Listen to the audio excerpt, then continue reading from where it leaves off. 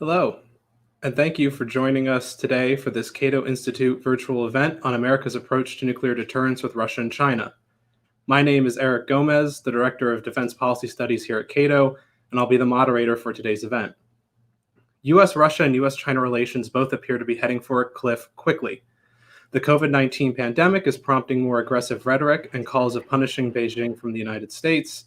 This reaction to the pandemic is building off recent Chinese actions such as establishing concentration camps in Xinjiang and taking a harder line in Hong Kong that in general have made more US policymakers wary about cooperation or engagement and more accepting of a harder line approach. The US-Russia relationship is not as openly hostile, but it is also deteriorating, especially in regard to arms control agreements. The Trump administration already withdrew the United States from the INF Treaty last August, and just this past week announced its plan to withdraw from the Open Skies Treaty. In this environment, it is essential for Americans to understand Russia and China's approach to nuclear strategy.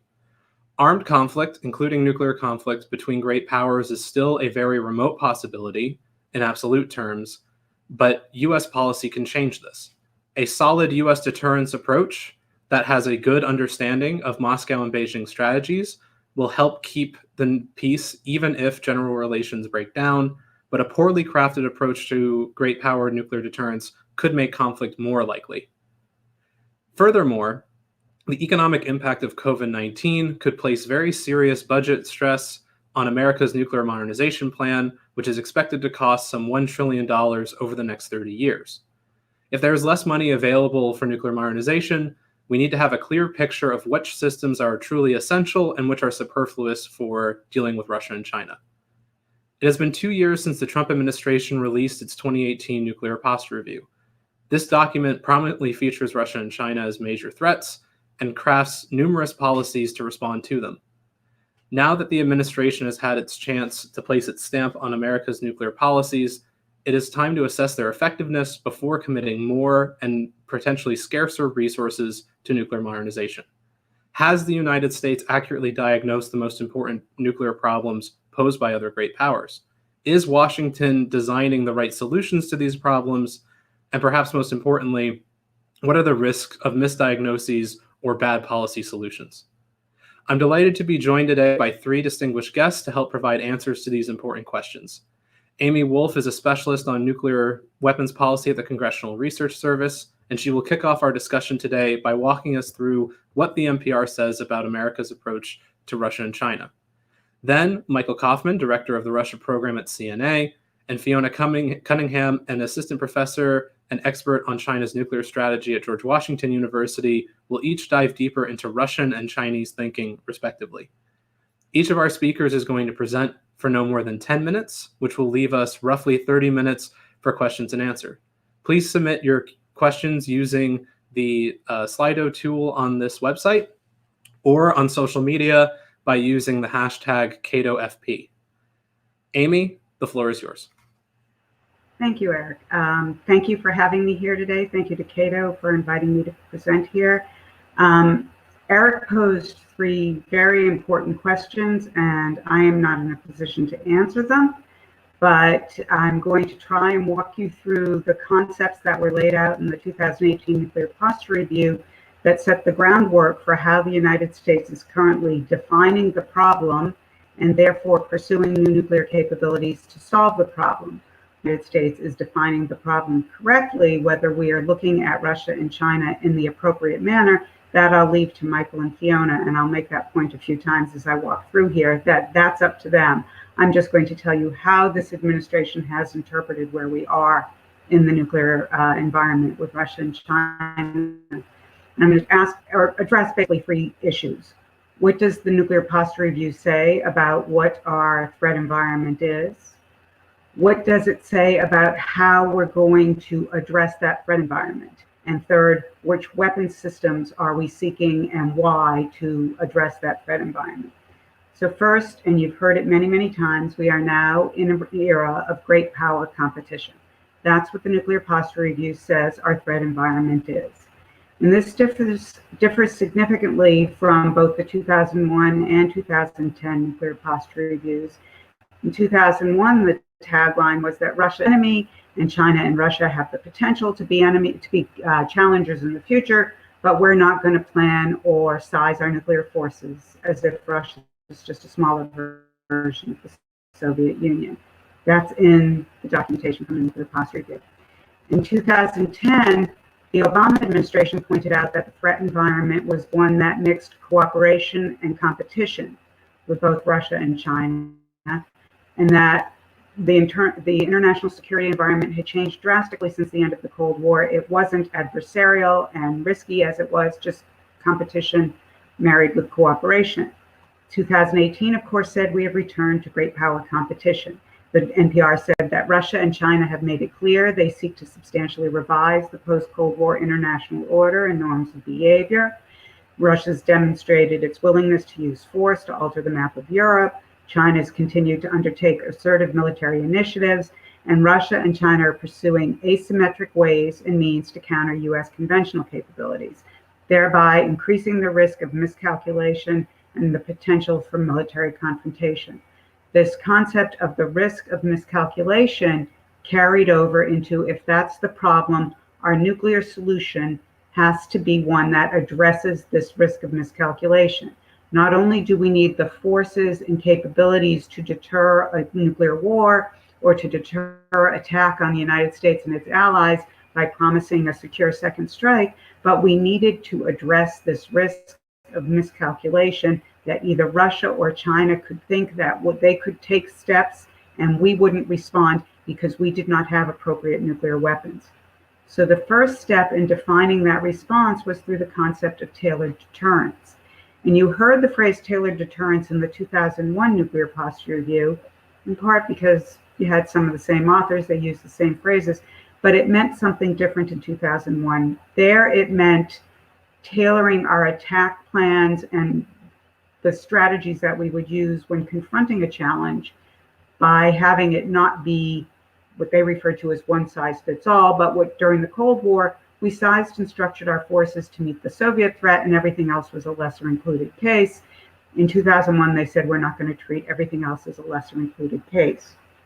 The 2018 Nuclear Posture Review used the phrase tailored deterrence in a different way.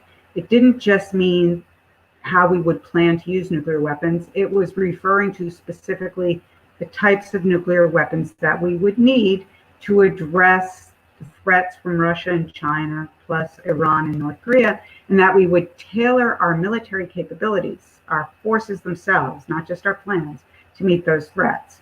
So the deterrence strategy, the NPR said, that is effective against one potential adversary may not deter another. And the strategy that we have ascribed to our great power rivals, and we are trying to counter with changes in our force structure, can best be described, and these are my words, not the NPR's, but as a coercive first strike potential. Now, when you hear the NPR talk about Russian strategy, they frequently refer to Russia's escalate to de-escalate doctrine. And I'll let Michael address whether or not that really is Russia's doctrine, but what they're saying is that if we're involved in a conventional war with Russia, that Russia has started in the European theater near one of our allies, that if Russia is winning and NATO comes to the defense of the allies, they might try to coerce us to withdraw or go home or not fight by threatening the use of nuclear weapons. And we, therefore, to tailor our deterrence to that problem, need nuclear weapons that are a credible threat to be used in return. And I'll come back to that in a minute.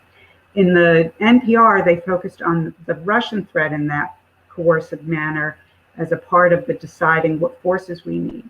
But they've recently attributed that kind of coercive behavior to China as well.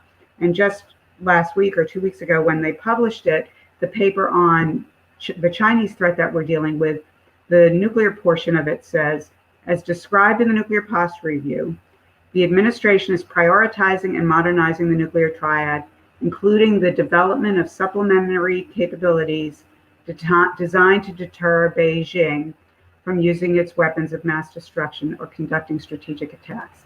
So it's essentially the same concept that we need nuclear weapons that are a more credible, usable threat so that we can deter Beijing from forcing us to go home, from compelling us to go home. Now, the issue is very different here. If we're trying to respond to that coercive threat, why aren't our nuclear weapons that we have now sufficient? And the answer that the NPR gave is that because they are so high yield and so critical to our central strategic deterrent, the Russians or the Chinese might think we won't use them, that we will be self-deterred. So the response is that we need new types of capabilities that look more usable. And the reason they need to look more usable is not because we'd be more likely to use them, but because we want the Russians and the Chinese to believe we'd be more likely to use them. Now, if that's confusing, that's the intent. It's deterrence theology. We're in their heads, they're in our heads. It's less about what target you would hit, but about the risk that you would actually respond and therefore create the possibility that the war might escalate. This isn't escalation ladders like we saw in the Cold War. This isn't nuclear use in a particular target like we saw in the Cold War. This is manipulating the misperceptions that the NPR declares that Russia and China hold towards the United States. So what are those two supplementary capabilities? We've been debating them for 3 years now. It's the low yield warhead on a Trident missile, and it's the ability to put sea-launched cruise missiles back on submarines in Asia. So hang on, I gotta fix a computer here. So we basically are developing these systems so that we can respond to this version of the Russian and Soviet doctrine, and we're hoping that that will keep them from pursuing threats to us in the region at the time. But I'm going to leave it to Michael and Fiona and turn it over to Michael right now to see whether that is exactly what they are actually going to do.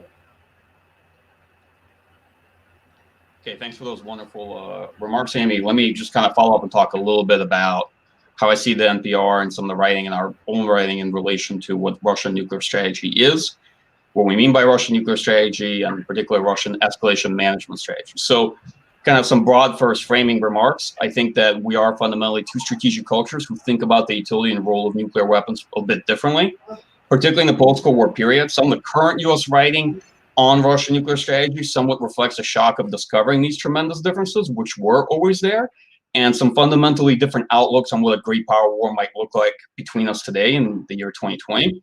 A lot of what's taken place in Russian nuclear strategy is certainly not new, but it is very much new to the individuals dealing with those problems set here in the United States, particularly as we shift in national defense strategy, much more dealing with the threat from great powers. NPR's discourse on Russian strategy in general, I find to be a little bit dated, and I think needs to catch up. It's very much reacting to developments in Russian thinking from the late 1990s and mid-2000s, which is fine, but I believe we're going to need another NPR to actually get us to where Russian thinking is in 2020 on nuclear escalation and conventional nuclear escalation and the role of nuclear weapons in escalation management. Does the NPR get Russian strategy right? Well, the answer I'm going to give is unsatisfactory, which is yes or no, kind of give it partial credit on that. I'll outline three broad intellectual struggles that I see in the document relative to Russian nuclear strategy.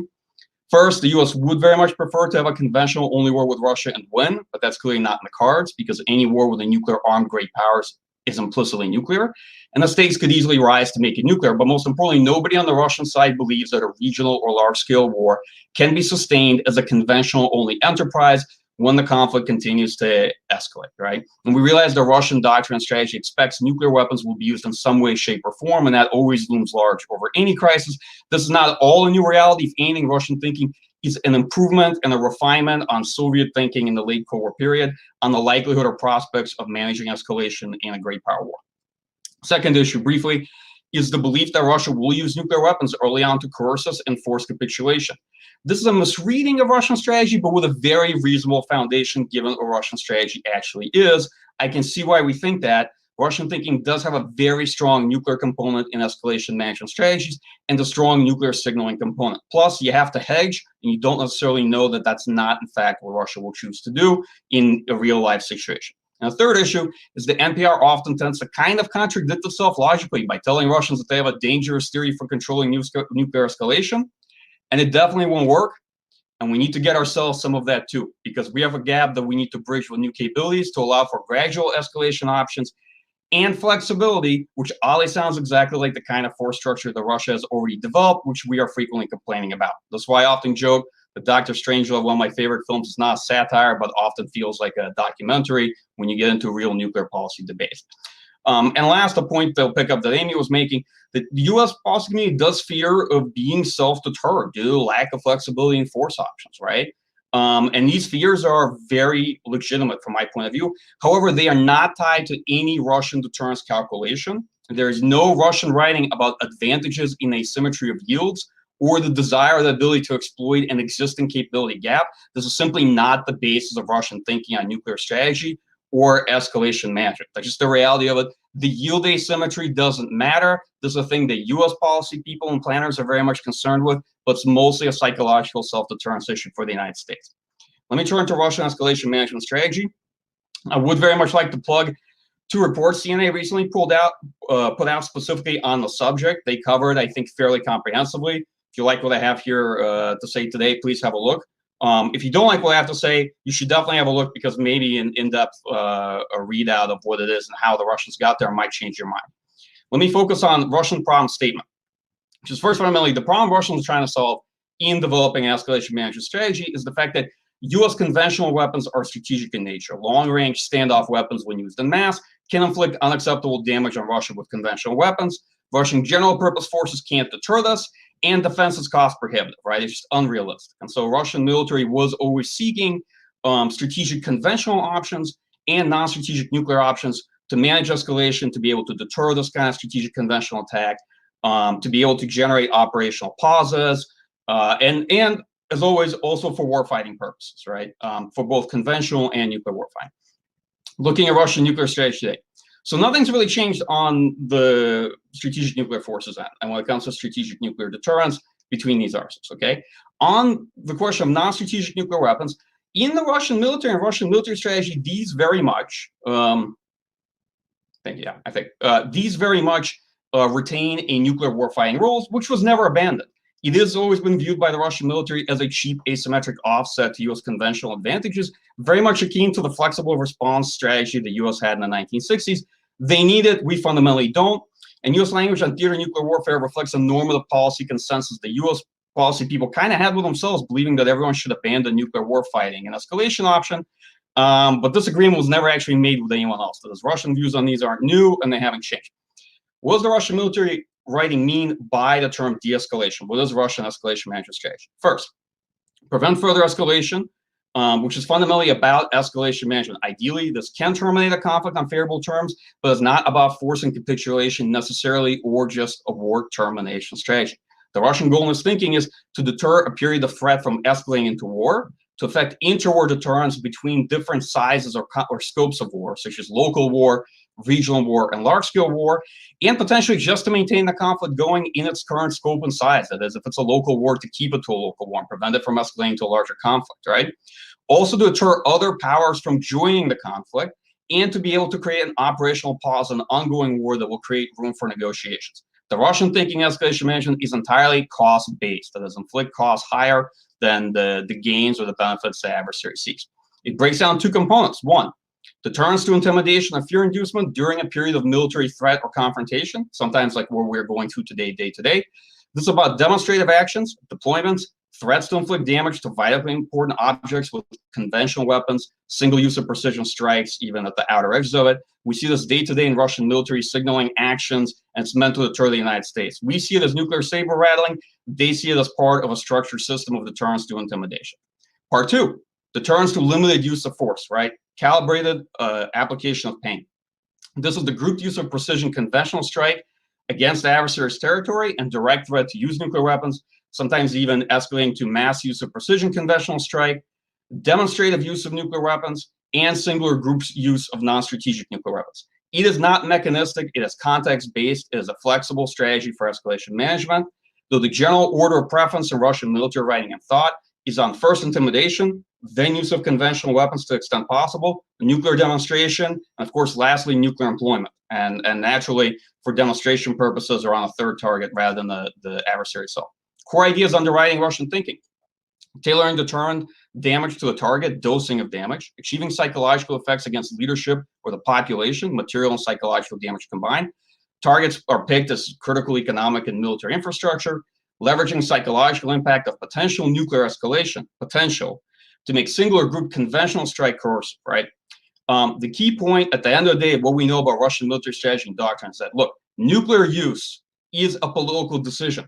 We know the courses of action and options the Russian leadership will be presented by the military and their strategy community, right? But we don't know their degree of confidence in them, their level of desirability of what necessarily they will choose to do when. We have some good evidence to suggest Russian political leadership is well in tune with military strategy, exercises, and thinking, but also quite conservative and only prone to taking, at least from my perspective, calculated risk, okay? There are always those who call for early nuclear use in Russian circles, but they are a marginal viewpoint, okay? And Russian military thinkers know that political leadership is not likely to authorize early nuclear release. Conventional nuclear force at the end of the day and Russian thinking are highly complementary. Neither is ever meant to replace the other. Let me close out, since I only have 2 minutes left, on kind of a short summary of what I see the NPR assessment problems, what they gets right, some wrong. First, the writing that Russian strategy and doctrine emphasize potential coercive military uses on nuclear weapons is absolutely correct. I don't know why in the NPR it says mistakenly deterrence is inherently coercive, and since when do nuclear weapons not have a coercive or military use? Russian strategy may not succeed, but it's definitely better than no escalation management strategy, and it's well founded in deterrence theory. Paradoxically, the U.S. has sought matching capabilities to retaliate in kind, which makes the NPR a bit schizophrenic because it's saying to the Russians, I think you're crazy and it won't work. I'm going to get matching capabilities, kind of like yours, to engage in a similar retaliatory strategy. The real problem in the current course is that this approach, while offering the United States great options, has a trade-off. Everything has a trade-off. It enables Russian escalation management strategy by sailing straight into it and stabilizing the potential exchange. Basically, by increasing our force option, we reduce the Russian risk by saying we're going to retaliate in kind. We have limited escalation options internally.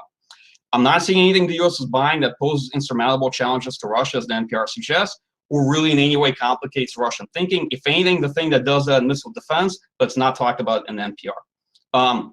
We do have some real strategic issues in how we think about our declaratory policy, what we say the role of nuclear weapons are, and what we're buying. Which is U.S. declaratory policy says escalation can't be controlled, but U.S. programmatic strategy says it can. We're going to get limited numbers of low-yield nuclear weapons, okay, and engage in a controlled exchange just in case we're the ones that are mistaken about the whole escalation management thing. Personally, I find that very prudent. I'm not personally opposed to any of the capabilities we're buying. But buying capabilities is not for a strategy make, right? Okay, since my time is up, I think I'm going to turn it over to our next speaker, Fiona. Thank you very much.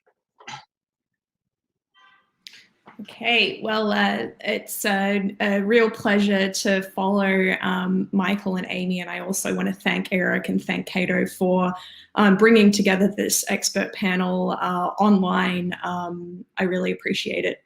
So what I thought I would do is to examine some of the assumptions in the NPR about Chinese nuclear strategy. And in doing so, I'm going to draw on some research that I recently published in the International Security Journal that I co-authored with M. Taylor Fravel, who is a professor of political science at MIT. And it was published last year. It's still ungated from the MIT Press website if you are interested in reading more for reasons of agreement or disagreement in a similar manner to Michael.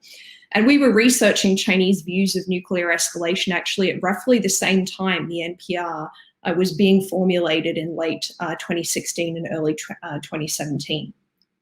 So based on this work, I'm going to talk about 3 things. Firstly, I'm going to recap what the NPR implies about Chinese nuclear use.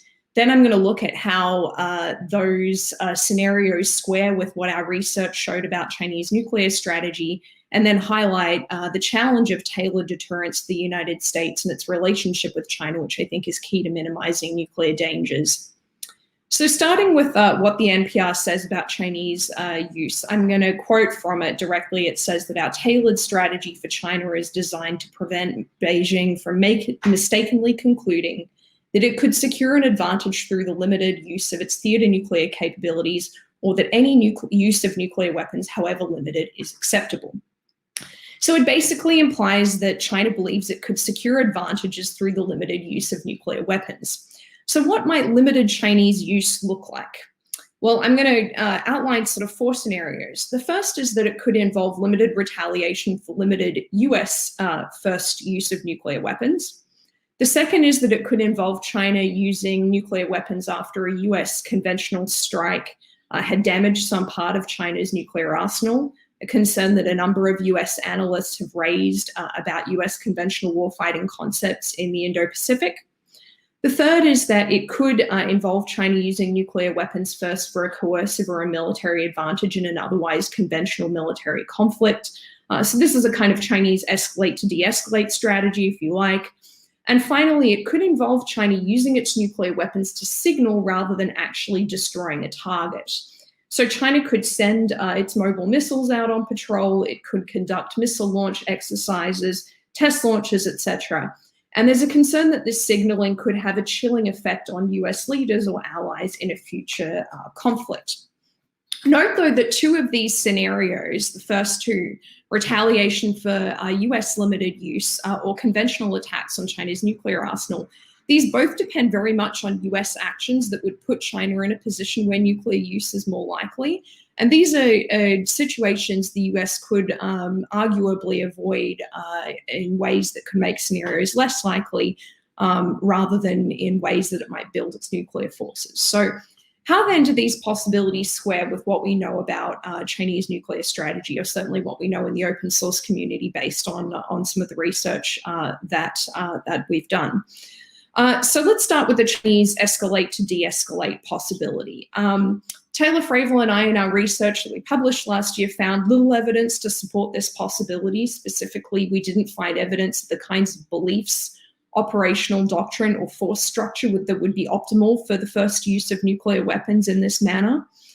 China's nuclear strategy, we argued, is better characterized as assured retaliation. We have some pretty good sources on Chinese operational doctrine from the early 2000s, and public sources since that time have suggested that China's nuclear land-based missiles have only one campaign, which is a nuclear counterstrike campaign. This is consistent with its pledge not to use nuclear weapons first and goals in its nuclear strategy to prevent an adversary from coercing China with nuclear threats in an otherwise conventional war and retaliating if China is attacked with nuclear weapons, not to coerce an adversary in an otherwise conventional war or war fighting through the use of nuclear weapons. Its arsenal is only a few hundred delivery vehicles, about a third of which are intercontinental in range. Some theater nuclear weapons that could strike US bases in Asia, but it has to be noted that they also serve regional deterrence missions for China's nuclear adversaries, Russia and India, and no short-range nuclear-tipped missiles insofar as we're aware. We had this striking finding, though, that Chinese strategists didn't think that nuclear escalation could be controlled further once one nuclear weapon was used. But rather than seeing this as something that China could exploit to put coercive pressure on an adversary in that kind of shelling-esque manipulation of risk style, Chinese strategists tend to see this feature of nuclear conflict as constraining decision makers to try to resolve their conflicts at the conventional level rather than spilling over into the nuclear domain. Furthermore, strategists in the early 2000s thought that when China was actually debating whether or not it might need to change its no first use policy and thinking about questions like non-strategic nuclear weapons in response to some of the Bush administration's nuclear posture review capabilities that were included in that, including things like bunker buster, tactical nuclear weapons. And so at that time, strategists thought that you needed a big arsenal to engage in limited nuclear strikes for warfighting or coercive bargaining. Otherwise, if you were to engage in some sort of a tit-for-tat nuclear bargaining with an adversary, it would just delay the inevitable use of strategic weapons that China would have to resort to when it ran out of nuclear weapons, ran out of non-strategic nuclear weapons first. So, of course, we worry that China thinks it has higher stakes in an East Asian conflict and could gamble that the US would back down if it engaged in limited nuclear use. But Chinese strategists also look at this kind of a possibility, and they don't assume the balance of resolve advantage that China might have would end a conflict favorably. They are thinking about what would happen if the United States retaliated with the full force of its arsenal. and how they get the rest of the world to accept a changed status quo if they use nuclear weapons to bring that about. Okay, so turning to the second possibility of Chinese nuclear signaling. I think one of the sources of concern within the United States about China's nuclear strategy and how it might use nuclear weapons in a future conflict is based on a classified teaching text for China's missile force that was published in 2004 and that was leaked to the West. And that outlined nuclear deterrence actions such as patrolling nuclear missiles, conducting launch exercises, or publicly lowering the nuclear threshold, but didn't actually describe a campaign for nuclear first use. And it's important to note that Chinese leaders would have had to explicitly authorize such actions. The missile force couldn't do them on their own. And this text was authored, as I mentioned, at a time when China was debating changes to its nuclear strategy that its leadership ultimately rejected. China was also much weaker conventionally and lacked options like its conventional missiles that it now views as sources of strategic leverage, ways it can escalate a conflict in a similar way to Russia in that manner. And what this book suggested is that these signals would be designed to inform an adversary that China would retaliate for nuclear first use. And they might actually even be taken to ensure that China's missiles just survive a first strike, because they're less likely to survive that if they're in a garrison rather than patrolling on a mobile missile. But the United States might view these kinds of actions as preparations for first use because it lacks confidence in China's no first use pledge, while Chinese strategists having confidence in that pledge might not recognize the dangers of misperception that the United States or its allies might see this as brandishing and preparations for first use rather than signaling that if China is attacked with nuclear weapons, it will retaliate. I think such signaling is possible, and it's probably the escalatory dynamic that concerns me the most. The third possibility that I'll just touch on briefly is this one about inadvertent nuclear escalation. Scholars in the United States have worried that attempts to disable China's conventional theater range missiles could damage infrastructure associated with its nuclear weapons, and China might use a nuclear weapon to retaliate. Taylor in my earlier work found that China had allowed for some limited ambiguity over how it would respond to such a strike, whether it would use nuclear weapons or not. I think both for reasons of deterrence as well as for operational flexibility. And actually, I think Chinese signaling is more likely than actual use in this case. So what should the United States really be worrying about when it comes to China? I would argue that it should be worrying about trying to preserve China's small strategic retaliatory force structure. And the US shouldn't be thinking of China in a similar manner as a mini Russia. It has a different approach to nuclear strategy, quite different beliefs about limited nuclear use and its utility, a very different nuclear arsenal, and it would be engaged in very different conflicts to Russia. So US measures to deter countries with more aggressive nuclear strategies, I think, are the most likely driver of change in China's nuclear force structure from a small strategic retaliatory force, because it misperceives those actions as directed towards it. And I think the differences between Russia and China pose big challenges for tailored deterrence from the United States' part, because if the United States is developing these non-strategic options to deter Russian limited strikes, regardless of the wisdom of doing so, this could prompt China to develop a more robust limited retaliatory capability, meaning a larger or more diverse non-strategic nuclear weapons arsenal that could also enable limited Chinese first use. And I will close just by saying that the challenges of tailored deterrence are already evident from China, because back in approximately 2013, Chinese strategists indicated the country would need a bigger arsenal to deal with missile defense, observing that there was a US bipartisan commitment to this capability, even if the United States tried very hard to signal that this capability was targeted at North Korea and not at China. So I don't propose to have the answers to how to signal which set of capabilities are due for which adversary, but only to caution the dangers of not thinking through the differences between adversaries in that manner. I'll turn it back over to Eric. Thank you all very much. Those were great comments. We're now going to turn to the Q&A portion of the event. I will say something that I forgot to mention at the outset is that some of the reports that Michael and Fiona referenced can be found on the website for this event. If you scroll down below the invite text near the bottom of the website, there are links to Fiona and Taylor's recent article, Michael's recent report, a nuclear anthology that I edited last year for the Cato Institute, and a recent report by Amy Wolf. For the Q&A, we've been getting a lot of great questions in on Slido. I might try to bundle several of these into sort of themed questions instead of addressing them individually, because I think there's some that all fit within a certain theme. One of which that keeps coming up is the role of allies. There's been several great questions, including from Jeff Larson and Raphael Loss on the Slido chat about what role that relate to allies, basically. How does U.S. strategy get affected by our extended deterrence commitments? How might NATO or East Asian allies affect U.S. decision-making when it comes to trying to craft a deterrent strategy to Russia and China?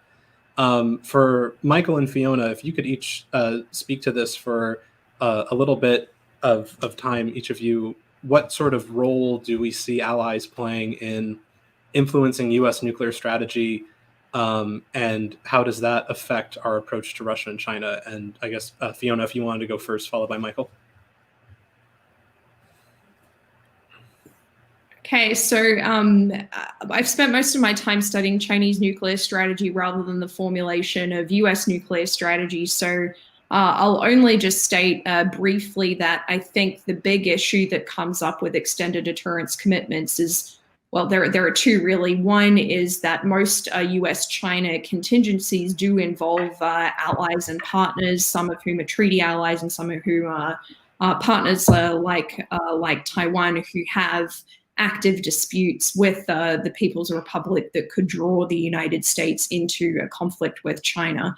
And as I think extended deterrence or theorists of nuclear deterrence have worried about or puzzled over since the beginning of these kinds of commitments in the Cold War, the big issue there is really a credibility one of how does the United States signal that it would be willing to engage in a nuclear conflict on behalf of an ally in which it hadn't been attacked first, and especially with a country that has a secure second strike against the United States.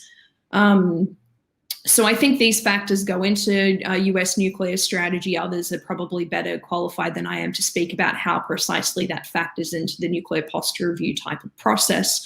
The only thing I will just add is that our research did look a little bit at how China thinks about US alliances in the region.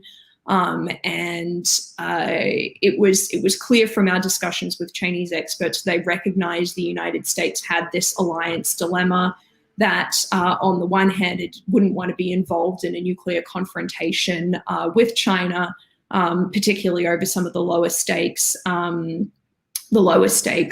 issues with regarding limited territorial maritime territory, for example, in East Asia. But that its credibility, not just within that alliance, but globally might be at stake as a result of how it reacted in those situations. And so those strategists thought what was most likely in that situation is that the United States would really try to suppress the conflict from actually getting to a stage where it would have to think about using nuclear weapons vis-a-vis China. So they certainly didn't miss this issue of preserving credibility, not just in East Asia, but internationally for the United States in terms of its alliances, but nevertheless thought that avoiding nuclear conflict would be the more important priority when push came to shove. I'll turn it over to Michael. Oh, thanks. I'll follow up Fiona's comments here. So first, Eric, on the question regarding role of allies. So to me, U.S. declaratory policy is really important and significant for allies. It's meant to assure them and it's meant to signal to them. From the standpoint of adversaries, it doesn't matter. People spend a lot of time working on the nuances of language in U.S. declaratory policy, and adversaries don't believe it. They don't care what's written in there. They look at your programmatic strategy, capabilities you're buying, things you exercise. That really speaks a lot more of your strategy than old ambiguity and things that are typically written in declaratory policy, which is much more relevant to allies. Regarding allies, I think the United States fundamentally still is escalation dilemmas, obviously in any extended deterrence context that's constantly trying to solve. And this would lead the United States to spend a lot more time worrying about self-deterrence and the fact that we might not follow through, as opposed to the Russian side. Russia faces force structure escalation dilemmas that its strategy tries to solve, right? The fact that the United States can inflict unacceptable damage and can win a conventional only war, which then does force Russia potentially to have to escalate with nuclear weapons as an asymmetric and fairly competitive offset, but it poses an escalation dilemma for them too. And the last point I make is that, look, allies, they're a strength, but they're a potential vulnerability, right? And Russian escalation management strategy in part is designed to create fractures in an alliance in a regional war type context, to be able to potentially peel allies off or to intimidate them in an intra-war deterrence type context. And this, of course, raises big questions about some strategy the United States is pursuing, the trade-offs of it, which I'll close on this point. Look, any retaliation in kind strategy, right, has drawback, and that is, let's say both Russia and the United States go through a nuclear demonstration in a crisis or early in conflict. Well, many non-nuclear powers like Germany might decide that it's simply not worth it with them and get out of the conflict, right? That is, that just matching Russia, retaliating in kind can lead to a fracturing of your own alliance that has downsides because you pose entrapment problems for your own allies who understand that the next steps in escalation will involve them receiving nuclear weapons, right? I'm not saying there's any easy answer to this. These are wicked problems, right? There's not an easy solution to it. But I'm just saying that everything has trade-offs.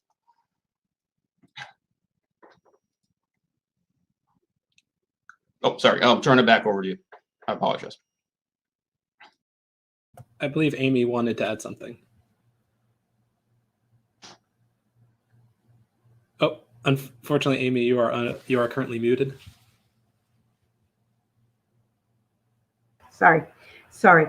The whole reason we are talking about the gaps in U.S. capabilities and the misperceptions that adversaries might have that they can exploit those gaps is because of the allies. Our goal here is to reassure our allies that we won't be self-deterred, that we will come to their defense, that we won't pack up and go home when Russia or China threaten us.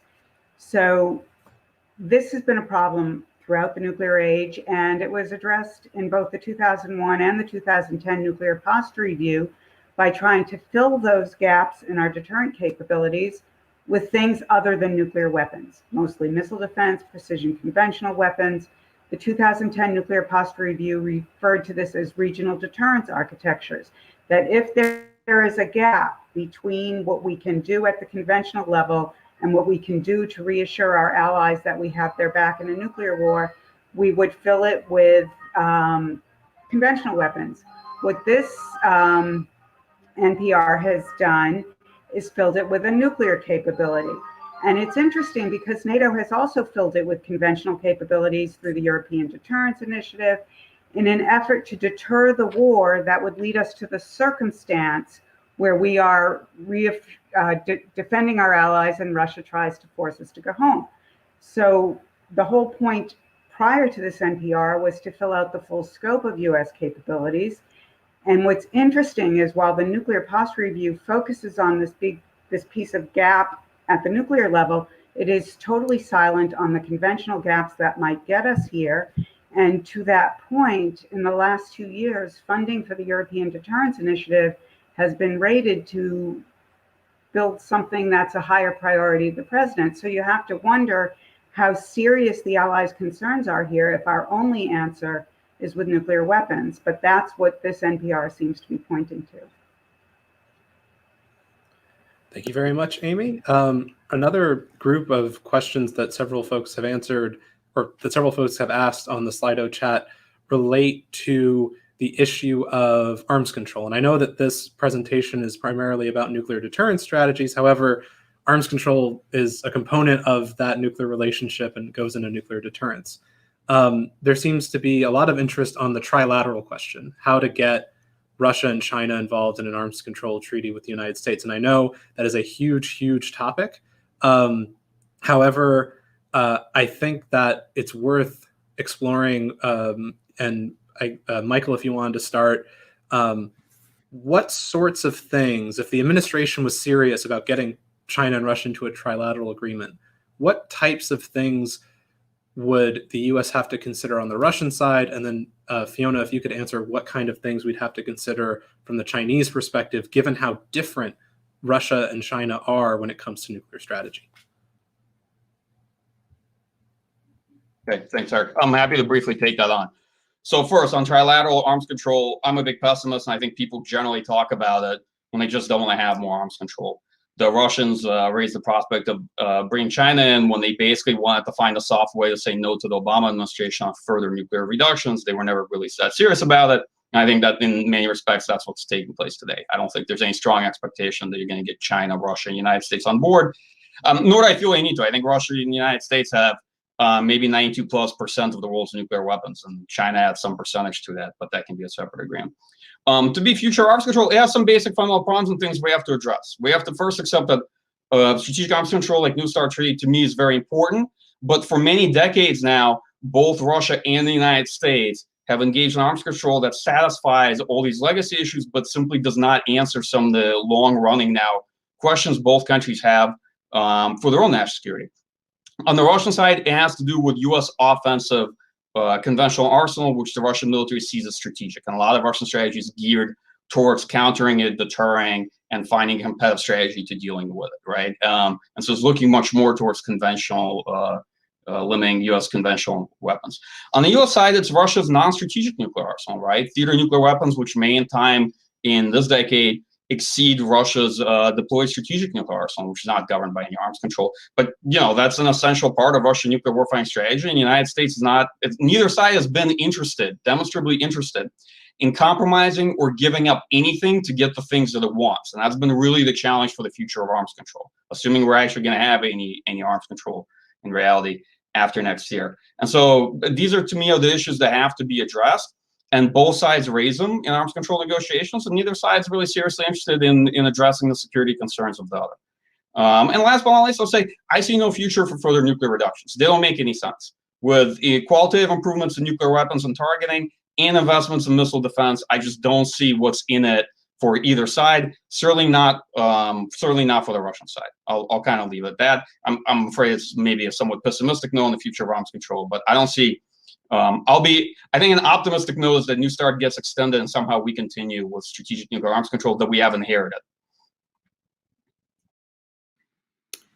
Okay, so I'll take a stab as well. I mean, I'm like Michael, I'm not particularly optimistic about the prospects for trilateral arms control, and I'll admit that my understanding of Chinese thinking on arms control is pretty old and outdated, and based on sort of views from the early 2000s, I think, when some of these questions came up previously.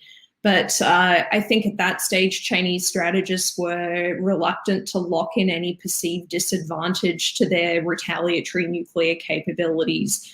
And it would surprise me if that attitude had changed today. So I think a little bit in a similar vein to Michael, the things that China might be most concerned about in any arms control agreements or would be limiting non-nuclear capabilities that could affect the sufficiency of its retaliatory capability. And so specifically missile defense, I think, would need to be on the table for discussions for that to be a sort of successful set of discussions, at least I think in a numerical sense. But I will end on one other slightly optimistic note, which is to say that I think Chinese strategists have been long aware of the dangers and wastefulness of nuclear arms racing, and that this was one of the things that led to the downfall of the Soviet Union at the end of the Cold War. And so they, I think, have been quite careful to abide by this principle of a limited but effective nuclear arsenal, which has been the kind of guiding principle for Chinese nuclear force structure since the 1970s, and it's dynamic to the capabilities that the United States would be fielding, but nevertheless is this idea of having no more than you need to be able to carry out retaliation against an adversary after a nuclear strike. So their sort of perspective on sizing the force thus far has been quite moderate and doesn't make me too concerned about a sprint for parity, if that was even within, I think, the fissile material kind of stockpile capability of China. Okay, great. Another group of questions that we've received on Slido has to do with American deployments of INF range missiles. So the United States left the INF treaty in August 2019, which allows us to deploy ground-launched cruise and ballistic missiles with ranges between 500 and 5,500 kilometers. And there's been a lot of speculation and I imagine some discussion on the government side of what do you build and where do you deploy it. I think this gets to an issue that I know several other experts have worried about, which is the interplay between conventional precision strike capabilities and nuclear escalation. So this could be for anyone to start us off with, but is the United States, how does that conventional side and potentially the missile defense side of the equation factor into the NPR, the 2018 NPR? I know that it was a big part of the Obama administration's NPR. Is it something that the Trump administration is placing a similar amount of weight on? And then what are some of those implications for nuclear deterrence vis-a-vis Russia and China if you can start having some strategic effects from non-nuclear systems? Oh, Amy, you're muted again. I know. I can start. The 2018 NPR does not deal with missile defense or conventional capabilities at all. There was a partnered missile defense review, which came out considerably after the nuclear posture review. It noted that the United States would continue to use nuclear deterrence to address the threats from Russia and China, that we wouldn't seek to build missile defenses that could affect Russian and Chinese strategic forces. But at the same time, as we thicken up and expand our regional missile defenses, which has been the goal of the United States for years, I mean, it was significantly the goal in the 2001, 2010 NPRs, regional missile defenses are there both to protect U.S. allies, U.S. forces, and to deter the outbreak of conflict. The Russians and the Chinese see those defenses that we don't intend to be positioned against their strategic forces as a threat to their strategic forces. So the Russians and the Chinese see overlap there, where the 2018 nuclear posture review and missile defense review specifically split the two. On precision conventional weapons, as Michael mentioned, the Russians find those to be a significant concern. They usually, when they say precision conventional weapons, want you to believe they're talking about hypersonics, but they are talking about cruise missiles. They've long had concerns about U.S. conventional cruise missiles, particularly Tomahawks, that can approach their borders and attack strategic facilities. So if we are expanding the capabilities of our precision conventional missiles, particularly cruise missiles, at an intermediate range, but also ballistic missiles, and thinking about putting them on land, I know the Russians would consider that to be an extraordinarily new and pressing threat, and I suspect the Chinese would as well. But it is U.S. strategy and theory to do so, because first, we don't have to abide by the treaty, but also when we look at China, they have, as people like to say, thousands of intermediate range missiles, and they weren't bound by the treaty. So there is some sense of a need to balance Chinese capabilities by doing this, and there's some sense of the need to acquire the conventional attack capability by doing this. And of course, the debate remains, do we do it on land or do we do it at sea? And if we do it on land, where do we put them? But there is rationale behind this. The SLCMs in particular addressed a bit in the NPR, but missile defense and SLCMs and conventional weapons weren't a part of the NPR.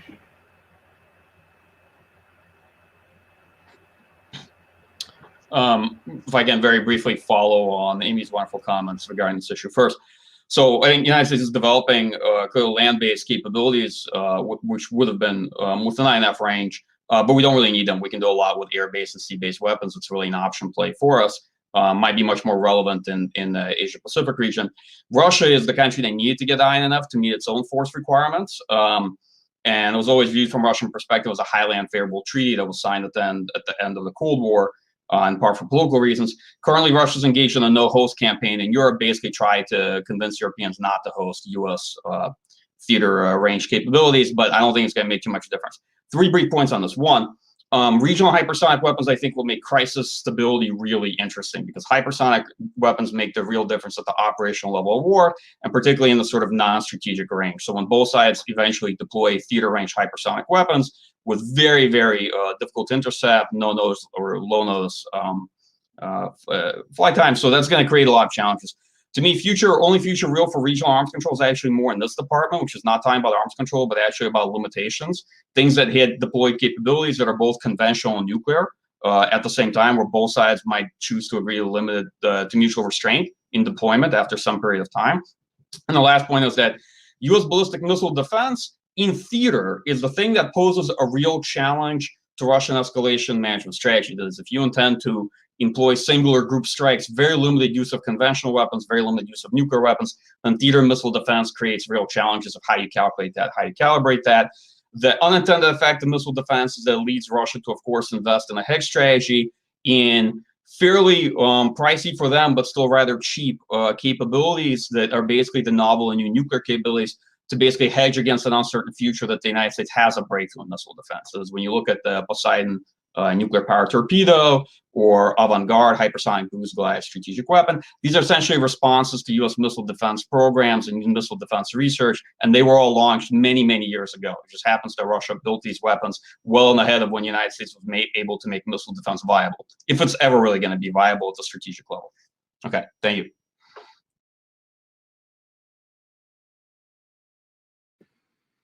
Okay, so I'll just add a couple of comments from the East Asian perspective. The first is on the very last point that Eric raised about starting to see strategic effects from non-nuclear weapons and capabilities, in particular conventional missiles, but also we might think about counterspace and offensive cyber that are targeted at another country's critical infrastructure. I would argue that I think these capabilities have already having effects on the way that the United States and China think about prosecuting conventional conflicts in the region and about how they coerce each other. I would characterize China's kind of approach to strategic deterrence as being one of strategic substitution, in which some of the thinking about nuclear first use is less perhaps or is substituted by relying on some of these non-nuclear weapons with strategic effects such as counterspace, cyber, and its conventional missile arsenal. And so insofar as Amy's remarks suggested that some of the most recent discussion of US low-yield capabilities talks about I'm going to find the words exactly, Chinese use of weapons of mass destruction and weapons with strategic effects might actually be speaking about deterring those kinds of attacks. Furthermore, as I noted at the end of my remarks, missile defense, I think, has already prompted China to think about modestly increasing the size of the arsenal, diversifying and hedging into other capabilities, including the submarine force, as some Chinese publications have suggested. But in terms of the US deploying INF range capabilities within range of China, I think there is less of a distinction problem from China's perspective because it does not currently have a launch on warning or launch under attack capabilities. So this wouldn't necessarily lead to Chinese nuclear preemption. But Chinese strategists also point out that the United States already has land and sea-based conventional capabilities that have the same ranges. So the real, I think, difference is actually in the cost of these missiles to the United States, and therefore how many it can levy at China. And the second, I think, bit of skepticism that Chinese strategists have put out in response to the INF and the prospect of these systems being deployed in East Asia is that you have to put them somewhere, and that somewhere is usually allied territory, and allies might be reluctant to let these missiles be deployed on their territory in ways that are survivable because they need to be mobile. On the other hand, if that kind of thing did happen, I think this would add to China's threat perception because in some ways it would bind allies more tightly into the US's thinking about conflict. But I'll leave it at that and turn it back over to Eric. Okay, great. Thank you all. And we have time for one more question. And if any of you have any quick parting remarks before we sign off, please say them. This one from Oya Olaker from Mike or Fiona. She was wondering about the civilian leadership versus military views of nuclear weapons and their uses in Russia and China. Do you think there is any difference in these parties' viewpoints, and does it matter at all?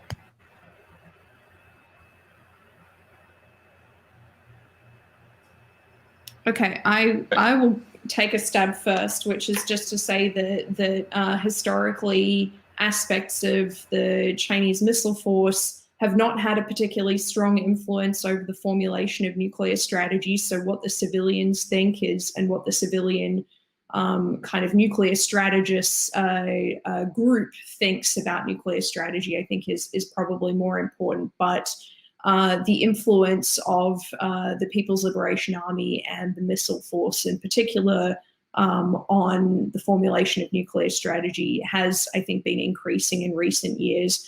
And their previous writings suggest that they do see some value for more, I guess, a broader set of goals for Chinese nuclear weapons. But thus far, the leadership has sort of been able to keep a lid on those questions. So I will turn it over to Michael, but to say, yes, there are some differences there, but so far the civilians have prevailed, and I think they'll continue to prevail. Thanks, Fiona. My view is, of course, that nuclear use in Russia is very much a political decision. Are there differences? For sure. The military thinks in a certain way. And when we talk about Russian nuclear strategy, escalation management strategy, and our people write about, they're really talking about what the military has written, right? And the military makes plans for everything. And it makes plans, even particularly in cases where I think the civilian leadership may not go through with that particular course of action, just to present it to them. So what do we know about coordination, integration? My personal view is that based on what's written in national security documents that are formally adopted and have been over the years, Vladimir Putin's own statements and the statements of other senior political leaders that suggest they actually do spend and know Russian nuclear strategy, they spend time reading it and are quite familiar with it, and participation in nuclear exercises, pretty regular annual participation, suggests that they're reasonably well in tune with the thrust of these ideas and plans. They may not approve all of them, they may not know the intricate details of them, and they may not have the same confidence in the military people. The military people and planners think about things a certain way. Political leaders will tend to think of them differently and are likely to be far more conservative and far less optimistic about the likelihood of escalation management. Okay, so it's important to say that, yes, while we do know kind of the options that will be presented to them, we should be very careful. People historically made this mistake in Russia analysis, particularly Russian military analysis, saying, well, I read this in general staff doctrine, and so this is what Russian policy and Russian strategy for sure is, and that's definitely what they'll do in conflict. Not necessarily. It's very informative. It's very useful for our knowledge. But we should always remember that at the end of the day, there's a tremendous amount of uncertainty and ambiguity in actual crisis point, and that requires more research, more time and investment. You should expect there will be differences between political leadership that makes decisions, defense planners and strategists who tend to think about things a certain way, and the same is reflected in U.S. strategy documents. Thank you. All right. And with that, we are out of time. Thank you very much to all of the speakers for joining us today. Thank you also to all of you who watched along with us and attended. We did have a lot of very good questions coming in from social media and from the Slido thread, so I'm sorry that I wasn't able to address all of them. If you're interested in learning more about this issue, again, check out those reports that are linked to on the event page that I mentioned earlier. And this video will be archived and put up on our website later today if any of you would like to share it with any colleagues or come back to it for reference. So with that, that's it for today. Thank you all so much for coming, and I look forward to seeing you at future Cato events.